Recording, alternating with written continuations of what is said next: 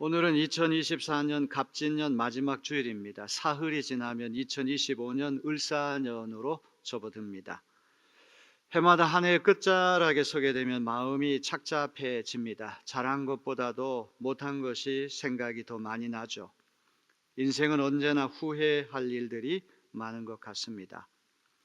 2024년도가 시작되었을 때 우리는 청룡의 해라면서 꿈과 기대에 부풀었습니다. 국운도 상승해서 정치나 경제 모든 분야에 좋은 일이 많이 생길 것이다 기대했습니다. 되돌아보니 지난 한 해보다 더 힘든 시간은 없었던 것 같습니다. 여당과 야당은 철천지 원수가 되어서 서로 물고 뜯기에 바빴습니다.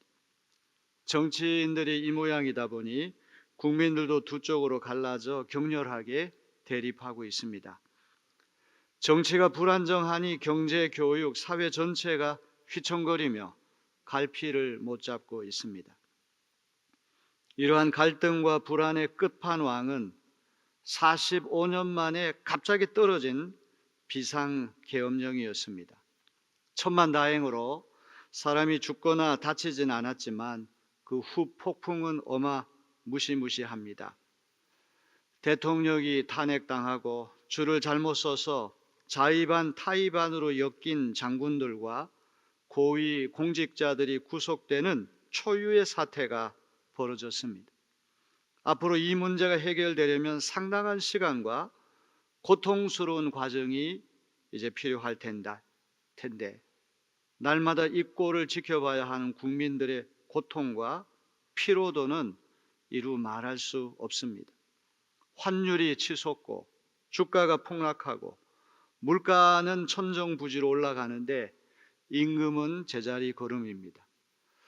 그 어느 때보다도 서민들의 한숨 소리가 깊은 시대입니다.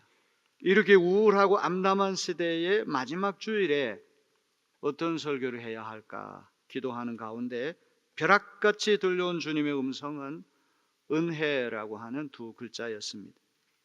일찍이 우리 역사에서 오늘처럼 은혜가 더 필요한 시대는 없는 것 같습니다.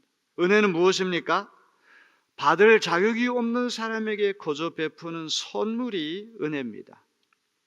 벼룩도 낯짝이 있다는 말이 있듯이 우리는 하나님 앞에서 무엇을 주장하기에는 자격이 없습니다. 알고도 모르고도 지은 죄가 태산 같고 주홍빛 같아서 감히 하나님 앞에 설 수 없습니다. 하나님을 믿노라고 하면서도 우리는 언제 어디에서나 한 점 부끄러움이 없을 만큼 순전하고 충성되게 믿음 생활한 것은 아닙니다. 수많은 실수와 실패와 과오가 있었습니다. 우리 가운데 누가 하나님의 용서와 사랑을 구할 자격이 있겠습니까? 이렇게 자격이나 공로도 없는 우리를 하나님은 용서하시고 용납해 주셨습니다. 주홍빛같이 붉은 저를 흰눈같이 양털같이 하얗게 씻어 주셨습니다. 은혜는 자격 없는 죄인을 하나님께서 용서하시고 용납해 주시는 선물인 줄로 믿습니다.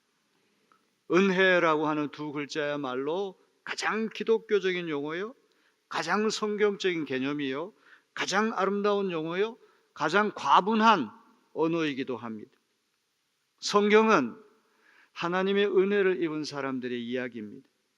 인간적인 눈으로 보면 자격 미달인 사람들을 하나님 불러주시고 은혜를 베푸십니다.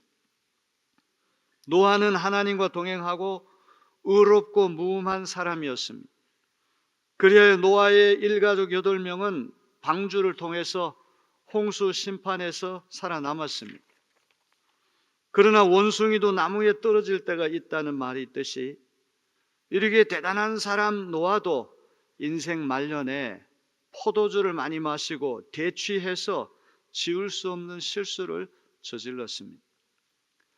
아브라함은 우상 만드는 집안에서 태어나고 자라났지만 나이 75세에 하나님의 부르심을 받고 본토 친척 아비집을 떠나 하나님 제시하는 가나안 땅으로 이민을 떠난 사람입니다. 태산 줄령과 같이 큰 믿음을 가진 아브라함이지만 이집트 왕 바로 앞에서 아내인 사라를 누이 동생으로 속여서 가정 파탄을 일으킬 뻔했습니다. 부전자전이라고 아브라함의 아들 이삭도 흉년 때문에 그랄 땅 블레셋으로 갔다가 현지인들이 아내를 탐내자 자기 누이 동생이라고 속입니다. 이삭의 아들인 야곱은 사기꾼의 대명사죠.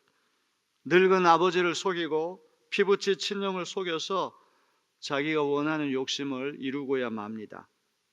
야곱의 가정은 콩가루 집안이라고 할 만큼 크고 작은 문제가 떠나지 않았습니다.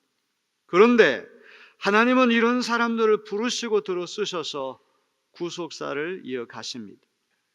하나님의 자유로운 주권으로 베푸시는 은혜 때문인 줄로 믿습니다. 창세기부터 요한계시록까지 성경 전체에 등장하는 신앙 영웅들의 공통점 무엇입니까? 인간적으로 흠결이 많고 자격이 없음에도 불구하고 하나님의 놀라운 은혜를 입었다는 사실, 이것이 그들의 공통점이 아닙니까? 신학에 와서도 베드로, 야고보, 요한, 예수님의 12제자는 말할 것도 없고 삭개오, 막달라 마리아, 예수님 만난 대부분의 사람들은 함량 미달임에도 불구하고 값없이 베푸시는 하나님의 은혜를 입은 사람들이죠. 베드로는 예수님의 사랑을 제일 많이 받은 수제자였지만 예수님을 3번씩이나 부인하고 배신했습니다. 그런데도 예수님은 배신자 베드로를 용서하시고 그의 이름 위에 교회를 세워주셨습니다.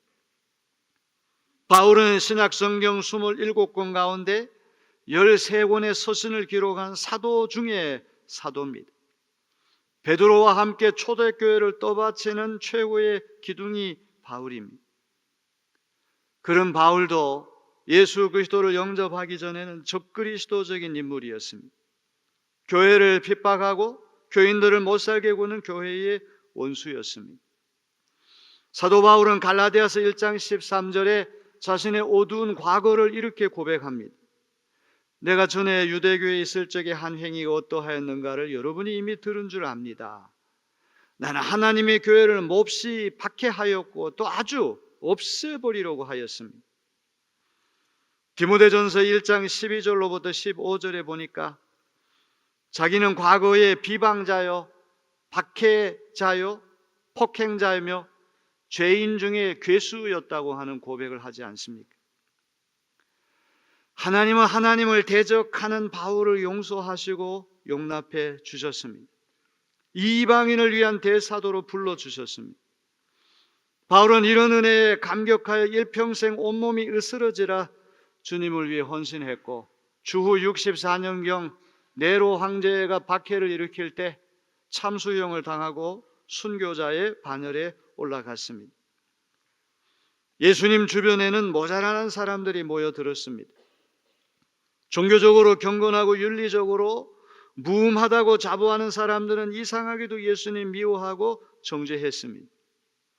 예수님은 당대의 종교 윤리 기준으로 볼 때 모자라도 한참 모자라는 인생의 낙오자들을 받아주셨고 그들을 새로운 사람으로 변화시켜 주신 줄로 믿습니다. 한 해를 끝내고 또 다른 한 해를 선물로 얻게 될 우리에게 가장 기묘한 것은 무엇입니까? 어서 빨리 정치가 안정되고 경제가 회복되어서 질서 있고 평안한 생활로 되돌아가는 것, 국가 전체를 놓고 볼 때 이것보다 더 중요한 문제는 없을 것입니다. 그러나 그렇게 되기 위해서 우리는 어떻게 해야 합니까?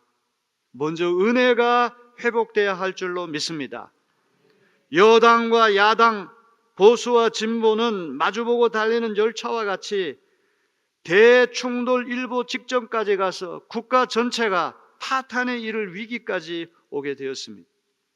아무리 생각해도 증오심과 복수심이 너무 깊어서 양 진영이 쉽사리 화해할 것 같지 않아 보입니다. 이러한 갈등과 증오와 분쟁의 시대에 가장 필요한 것은 무엇입니까? 하나님이 베푸시는 은혜를 받아서 상대편을 은혜의 눈으로 바라보는 일, 그보다 더 중요한 일은 없다고 생각합니다. 하나님의 은혜는 자유 안에서 일어납니다. 하나님 물이 필요 없는 곳에 비를 내리십니다. 햇빛과 단비를 선인에게만 주시는 것이 아니라 악인에게도 주십니다. 하나님의 은혜는 1 더하기 1은 2와 같은 수학적인 진리가 아닙니다. 콩 심은 데 콩 나고 팥 심은 데 팥 나는 추수법칙, 과학 법칙으로 해결할 수 없는 대반전, 대역전의 신비가 하나님의 은혜인 줄로 믿습니다. 하나님은 높은 자를 낮추시고 낮은 자를 높이십니다. 1등이 꼴찌가 되고 꼴등이 1등 되게 하시는 분이 하나님이신 줄로 믿습니다. 하나님의 용서와 사랑에 기초한 은혜는 수학이나 과학과 같은 인과 법칙으로 풀 수 없는 자유의 신비인 것을 기억해야 됩니다.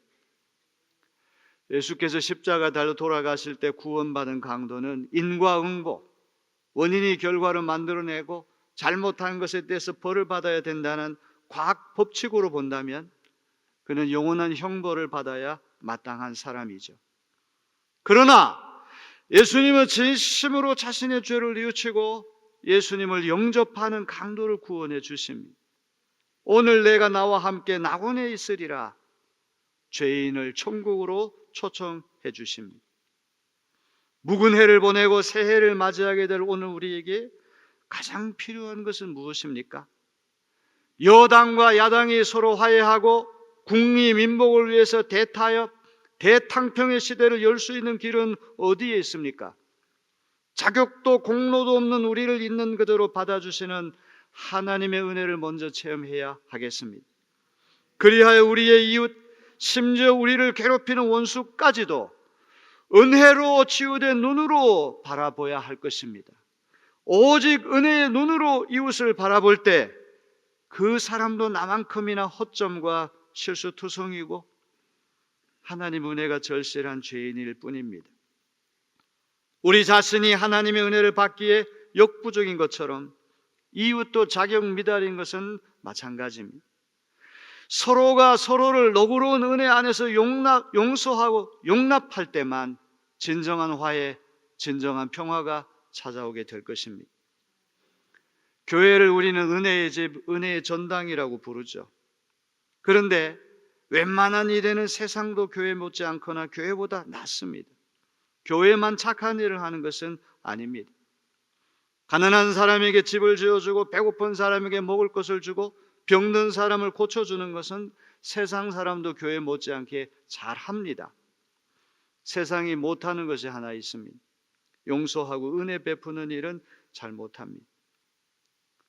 세상은 언제나 정의의 구현이란 기치를 내걸고 다른 사람을 판단하고 정죄하기에 바쁩니다. 예수님 말씀하신 그대로 남의 눈에 있는 티는 보면서 자기 눈에 있는 대들보를 보지 못합니다. 자신이 세워둔 정의 기준에 어떤 이가 부합하지 않으면 들깨처럼 무자비하게 돌진해서 물어뜯기에 바쁩니다. 작은 실수나 잘못도 왜곡하고 과정에서 폭로하고 비판합니다. 오늘날 인터넷 바다에 떠돌아다니는 가짜와 누수들이 무수합니다. 침소 봉대합니다. 왜곡합니다. 과장합니다. 작은 것도 크게 들추어내서 공격하기에 바쁜 것이 세상이 아닙니까? 오늘 세상이 이토록 시끄럽고 불안정한 이유는 용서와 사랑이 없기 때문에 그런 것입니다. 정의, 복수, 거기에만 관심이 있기에 평화가 없습니다. 그렇다면 세상이 갖지 못한 용서와 은혜를 교회만이라도 가져야 마땅한데 실제로는 교회도 은혜의 집이 되지 못할 때가 많아요. 자칭 타칭 교인들 가운데도 의롭다고 하는 오만으로 똘똘 뭉쳐 자신의 율법적인 기준에 미치지 못한 이들은 함부로 지적하고 정죄할 수가 있다는 것이죠. 오늘 우리가 언제나 잊지 말아야 할 한 가지 진리가 있습니다. 예수 믿는 우리는 마틴 루터가 말한 그대로 죄인이면서 의인이고 의인이면서 죄인인 모순 속에 있다는 사실입니다. 우리는 죄인임에도 불구하고 예수 그리스도를 믿을 때 값없이 주시는 하나님의 은혜로 말미암아 죄를 용서받고 의롭다 인정을 받은 사람입니다. 죄를 용서받고 의롭다 인정을 받았다고 해서 오늘 우리가 하루아침에 갑자기 천사가 되는 것은 아니죠. 얼굴과 얼굴을 맞대고 주님을 뵙는 날이 오기까지 우리는 여전히 죄 많은 세상에 살기 때문에 죄를 완전히 떨쳐내기는 어렵습니다. 우리는 의롭다 인정을 받았지만 여전히 죄인일 뿐이라고 한 사실을 겸손히 인정해야 할 것입니다. 오늘 교회에 다니는 우리 그리스도인들이 가장 필요한 것은 주님이 우리에게 베푸신 은혜를 세상에 흘려보내는 일입니다. 주님께서 자격 없는 우리를 용서하시고 용납해 주신 것처럼 은혜에 목마른 이웃에게도 동일한 은혜를 흘려보낼 때 세상은 조금씩 달라지게 될 것입니다. 우리가 믿는 하나님은 우리의 선행과 악행을 저울로 달아서 우리의 선행에는 무조건 상을 주시고 악행에는 무조건 벌을 주시는 도덕 경찰관이 아닙니다. 필립 얀시는 은혜를 기가 막히게 정의합니다. 은혜란 하나님의 사랑을 더 받기 위해 할 수 있는 일이 아무것도 없다는 뜻이다. 은혜란 하나님의 사랑을 더 받기 위해 할 수 있는 일이 아무것도 없다는 뜻이다. 은혜란 무엇으로도 하나님의 사랑을 약화시킬 수 없다는 뜻이다. 옳습니다. 손자를 사랑하는 할아버지는 손자가 사랑받을 짓을 하기 때문에 사랑하는 것이 아니죠. 손자라는 이유 하나 때문에 무슨 짓을 해도 귀엽고 사랑스러울 뿐입니다. 하나님의 은혜도 우리가 하나님을 기쁘시게 하려고 어떤 멋진 일을 해서 공을 쌓아서 그 대가로 획득하는 전리품이 아니라고 하는 것을 기억해야 됩니다. 하나님께서 우리의 현재 모습 이대로 우리를 무조건 용납해 주시는 사랑이 은혜인 것을 믿으시기를 바랍니다. 자신의 과체중 때문에 고민하던 어떤 희극 작가가 이런 기도를 드린 적이 있다고 그래요. 하나님, 저 좀 날씬하게 만들어 주세요. 저 날씬해지고 싶습니다. 만일 주님께서 저를 날씬하게 하실 수 없다면 제 친구들을 뚱뚱하게 만들어 주세요. 웃음이 나오는 기도입니다. 우리가 이런 유치한 기도를 드린다고 해서 주께서 우리의 기도를 외면하시겠습니까? 왜냐하면 하나님의 은혜는 그 무엇으로도 하나님의 사랑을 약화시키지 않기 때문에 그런 것입니다.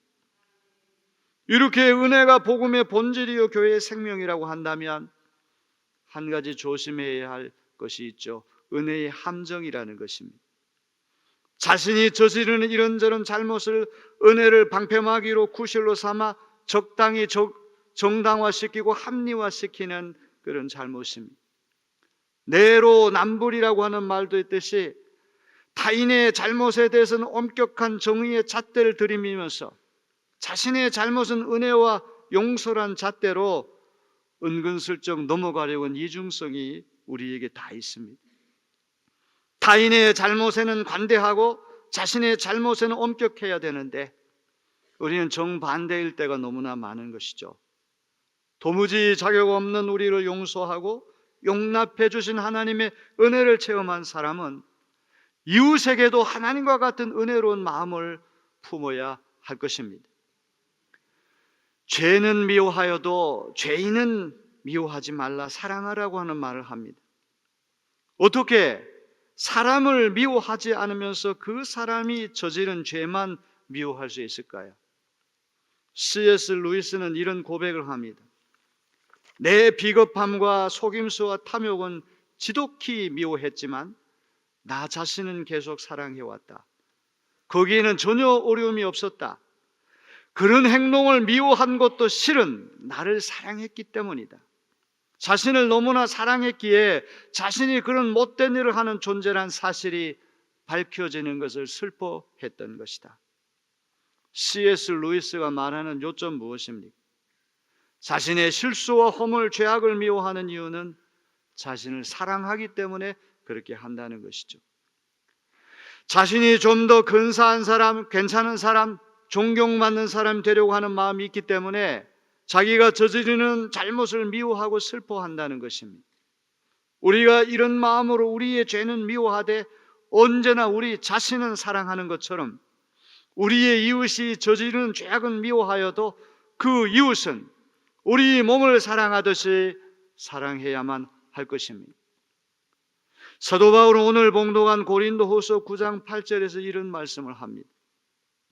하나님이 능히 모든 은혜를 너희에게 넘치게 하시나니 이는 너희로 모든 일에 항상 모든 것이 넉넉하여 모든 착한 일을 넘치게 하게 하려 하심이라. 한 구절밖에 되지 않은 이 말씀에 얼마나 풍성한 단어들이 가득 담겨 있는지 몰라요. 모든 은혜, 판타, 카리스, 모든 은혜 넘치게, 모든 일에 항상 모든 것이 넉넉하여 모든 착한 일 넘치게. 여기 고린도후서 9장 8절은 한 구절밖에 되지 않지만 얼마나 풍성한 용어들이 가득 담겨 있는 말씀인지 알 수 없습니다. 2024년 묵은 해를 보내고 며칠 후에 2025년 새해를 맞이하게 될 우리에게 주시는 하나님의 말씀으로 받아야만 할 것입니다. 오늘처럼 불안정하고 불확실한 시대, 증오와 복수심이 하늘을 찌를 듯 높은 시대에 가장 기묘한 것은 무엇입니까? 용납될 수 없는 죄인을 용납해 주시는 하나님의 은혜를 용납하는 것, 하나님의 은혜보다 더 필요한 것은 없는 줄로 믿습니다. 하나님의 은혜로 치유된 눈으로 세상을 바라볼 때 우리는 어머니 품과 같은 따뜻한 사랑으로 세상을 품을 수 있을 것입니다. 못된 짓을 하는 사람들을 치려고 높이 쳐든 짱돌을 내려놓고 우리 자신의 부끄러운 치부를 먼저 보게 될 것입니다.